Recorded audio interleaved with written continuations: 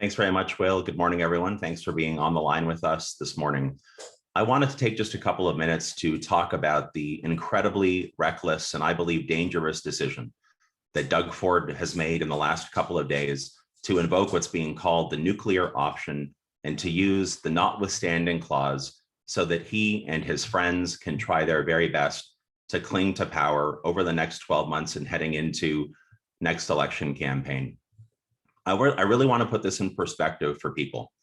When you think about how long it took Doug Ford to come up with a, I will say, belated and half-hearted paid sick leave program for Ontario's essential workers, workers who were getting sick and tragically in some circumstances dying due to COVID, it took him over 400 days to come forward with that paid sick leave program. We also know, parents, students, teachers, and others right across this province know that it took days as he drew out the decision about whether our schools would reopen this year. Not one day, not two, but many, many, many days before finally some clarity was provided for, again, parents, students, and those who work in publicly funded education. And yet, when it comes to protecting his own political skin, when it comes to his re-election campaign, Doug Ford found, I guess, the capacity to move at lightning speed and in 24 hours come up with a plan to invoke the notwithstanding clause. I think it's reckless because it's treating our Charter of Rights and Freedoms, which is something that Canadians, Ontarians hold dear and value, as we should. It treats it like a political doormat. Doug Ford and his team had so many other options available to them if they were not happy, as clearly they were not, with the judge's decision in this particular case. Instead of being thoughtful, instead of being respectful in particular of the Charter of Rights and Freedoms and how closely Ontarians and Canadians attach themselves to the values that are contained in the Charter, Doug Ford chose to go all the way to that nuclear option right away. That tells me that, again, he's showing his true colors. That tells me that notwithstanding all of the challenges that we have facing us in Ontario with the balance of this pandemic and rebuilding afterwards, that Doug Ford is not focused on you or me or the 15 million people who call this province home. He is exclusively focused on his re-election campaign in a little bit less than 12 months. This shows that he does not have what it takes to govern this province, that he is not thoughtful, that he does not have that capacity. And it shows that he will always put himself and his own narrow self-interest ahead of that of the people of Ontario. It is crass, it is calculating, and I believe it's cowardly. Ontario Liberals will do everything we possibly can to oppose this move. We'll continue to work with people right across this province to make sure everybody understands exactly how dangerous this is. And we will work relentlessly over the next close to a year to make sure, as I've said all the way through this, that Doug Ford's first term in office is his last. With that, I'd be happy to take any questions that you might have. Okay, just a reminder to please raise your hand using the Zoom function or write to the chat if you have a question. And the first question is Colin DeMello from CTV Toronto. Hello, good morning, Mr. Del Duca. The progressive conservatives make the argument that this is simply about protecting democracy, that with fixed election dates, groups such as unions or Ontario Proud understand that they can, start ramping up their pre-election advertising. And this is, a bid to prevent that from really taking over or infiltrating Ontario's political system.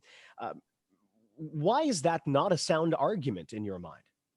Well, there's a couple of things to keep in mind. And, sometimes when I hear the spin coming from Doug Ford and his team, I think that they think that you and I and the rest of the people of this province can't really think for ourselves and don't have any kind of memory. So first of all, we didn't hear a single whisper of complaint from Doug Ford and his team during the 2018 election campaign when they were directly benefiting from an awful lot of this exact activity that they're now claiming is something that they're gravely concerned about, as they're putting it as some kind of threat to democracy. So there's a bit of hypocrisy that's wrapped up in this spin that's coming from Doug Ford and his campaign team.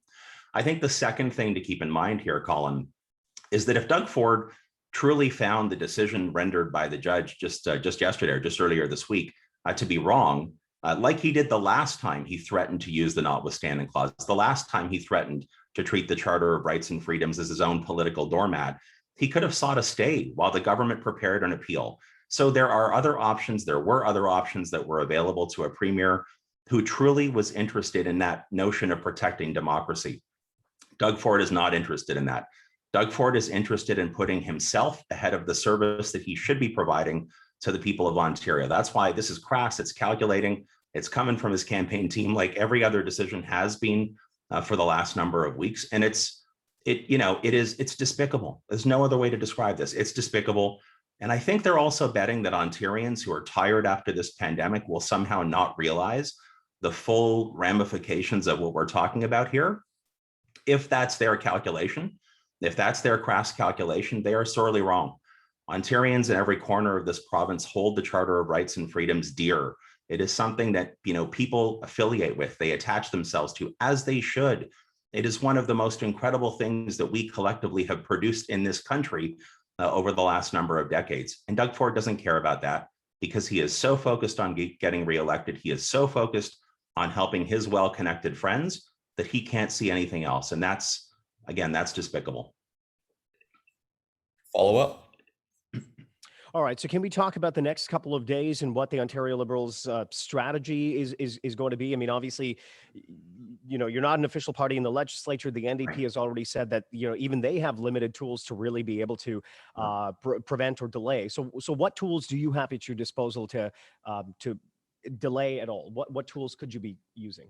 Well, look, there are a number of mechanisms that I'm quite certain all of the opposition parties, and look, I even hope that there are people within Doug Ford's caucus, and I'm sure there are, knowing some of the women and men who serve in that caucus and knowing how conservatives traditionally feel about the notions of free speech and freedom of expression, I find it impossible to believe that there's not a single conservative backbencher or even cabinet minister who doesn't have their doubts about this nuclear option that Doug Ford is using.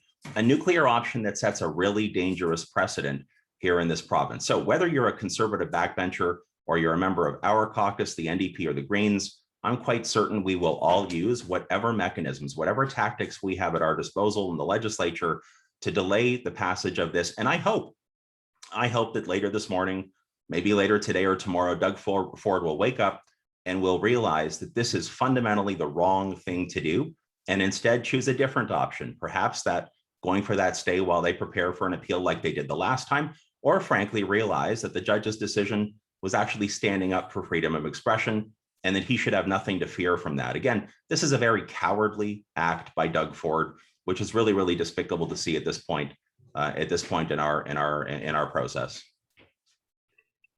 Okay, the next question is Jeff Gray from the Globe and Mail. Hi there. I wanted to ask you about the way you and some others are talking this morning and yesterday. It sounds like you don't believe there should be any pre-election. We are talking about pre-election limits on this kind of third-party advertising, but it was, of course, your party that brought in the 6-month limit. That's right. That working families was also challenging. Yes. So you accept then that there needs to be a limit on this kind of pre-election period third-party advertising, and is 6 months the right number? Is that better than 12 months, and why? Yeah, so look, you're right, Jeff. I was part of a government that introduced the changes to the Election Act that included that limitation. I obviously, as a minister in that government, was comfortable with that concept. But here's one thing I want to point out about me and about Ontario Liberals. Above all else, we believe in the rule of law. We believe in those fundamental rights and freedoms that we have that are embodied by the Charter of Rights and Freedoms. So when a judge in this case comes forward with a decision, and there are a wide variety of options available to a premier that don't include a direct assault on the Charter of Rights and Freedoms, I think those are the options that premier, if it was me, that's what I would be pursuing if I had a concern with the judge's decision. I think I would also reach out and seek opinions from whether it's the legal world or it's the advocacy world and be thoughtful about the process. But here's the thing about Doug Ford. If this was an example in isolation, if we had not seen that at previous times, in only 3 years, that he had threatened to use the notwithstanding clause, a provision in our Constitution that has not been used in Ontario, through nearly 4 decades, and for good reason. If Doug Ford was being thoughtful about this, I think we could have an adult conversation. He's not. He and his campaign team, by the way, not his government, his campaign team, they're ticked off with the government's decisions. It's ruining their re-election plans. And so they've decided, Nobody cares about the Charter of Rights and Freedoms. In their mind, people want to get the economy reopened. We want to have you back out on patios. We're going to start debate late at night on a weekend, the same weekend as the reopening. We're going to hope nobody notices this, and we're going to get our way, because the only thing we care about is getting reelected. I'm happy to have an adult, thoughtful conversation about what kind of limitations and transparent reporting there should be for third-party advertising during campaigns, but that's not what this is. So let's not confuse the two here. Let's not confuse what this is all about for Doug Ford. It's all about himself and his reelection campaign. Follow up? Sure, yeah, and I think the thing that some constitutional experts I've spoken to in the last, whatever it is, 24 hours, have suggested that there has to be a higher bar for scrutiny for governments moving goalposts about elections, allegedly favoring their own chances. Will you commit, if you are successful in the next election and become premier, to not making this kind of decision just by introducing a bill that, in the middle of February, like this government did, and instead have an all-party committee sit down and study all the options and come up with a consensus position on what the rules for an election should be? Well, let me separate out sort of the two halves of that. I think when it comes to elections, for sure, there needs to be a broader consensus, including other political parties, of course, including Elections Ontario. We have academics in this province who have made this their life's work. We should always be looking for that kind of input. So yes, I'm prepared to make that commitment. But let me go a little bit further with respect to the notwithstanding clause itself. I've been thinking about this the last time Doug Ford threatened to use the notwithstanding clause, and this time as well. I can't imagine a circumstance. I mean, I just can't imagine a circumstance where I would so flagrantly say that I don't care about your rights and freedoms, that I don't care about your ability to express yourself or vote or participate or assemble or whatever it happens to be, and say, I don't care about that. What I'm only focused on is my own good, my own narrow self-interest, my own narrow self-political interest.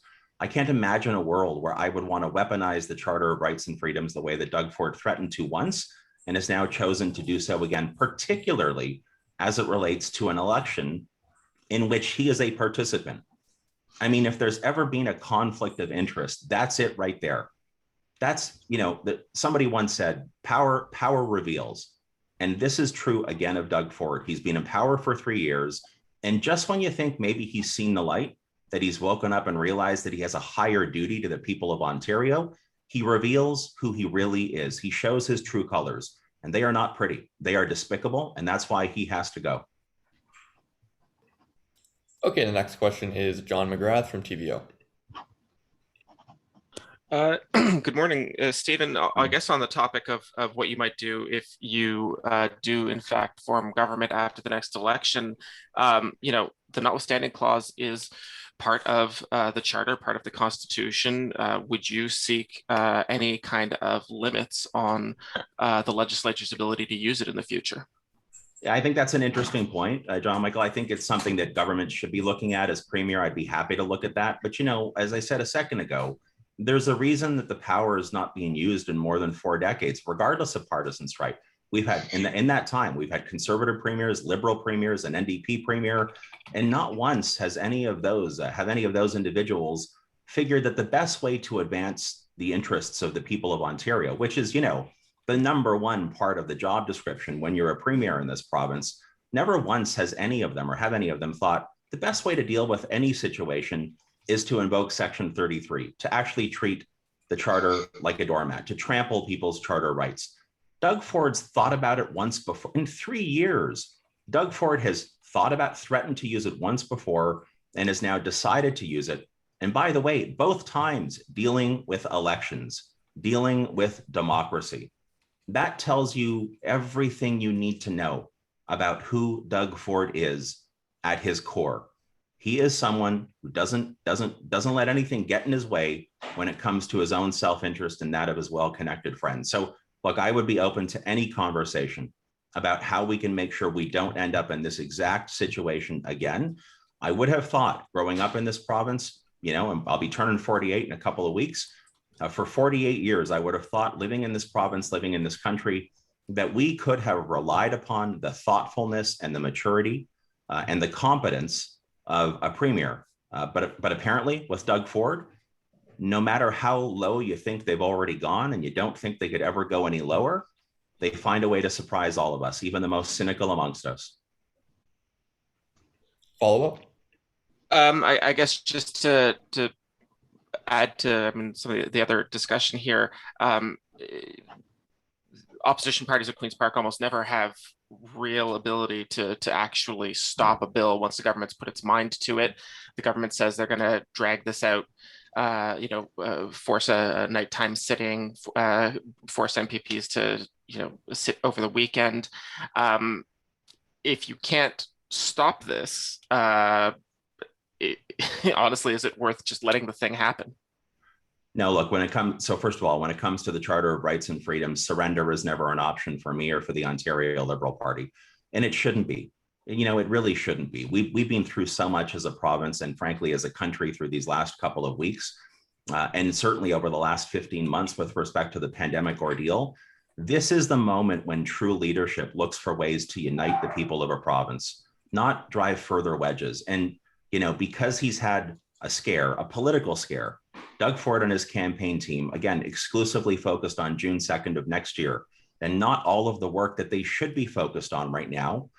They are looking for whatever tactical advantage that they can get their hands on.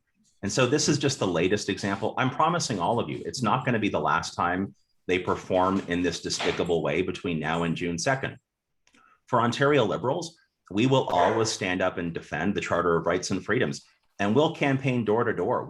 I will go to every single community in this province and remind people what's at stake when you have someone in charge currently in Ontario who can so callously treat the Charter of Rights and Freedoms like it's his own political doormat. That is not acceptable to me, and I'm quite certain it is not acceptable to the majority of the people of this province. And I suspect Doug Ford will regret for a very long time making this decision and choosing the nuclear option when he had so many other options in front of him. Okay, I don't see any other questions on the line. Thank you. Thank you, everyone.